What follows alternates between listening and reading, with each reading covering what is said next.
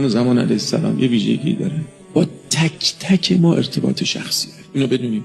نمیگه این جمع، نمیگه اینا که تو تهرانن، اصلا اینطوری نیست.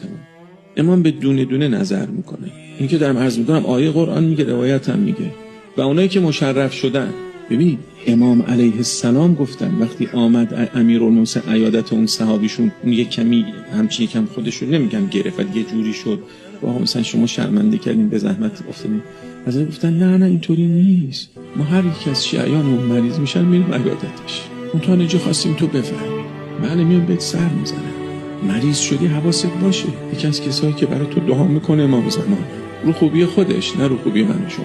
امام توجهش به فرده، امام توجهش به دونه دونه ماهاست، نه اینکه نگاه کلی بکنن، نه عنایات کلی حضرت. ببینید ببخشید یا صاحب زمان، حضرت اگه اینجوری دانه بپاشن بر دامن هر کس روزی خودش می نشینن. شما فکر میکنید بی حساب کتابه؟ نه خیلی خبر نیست.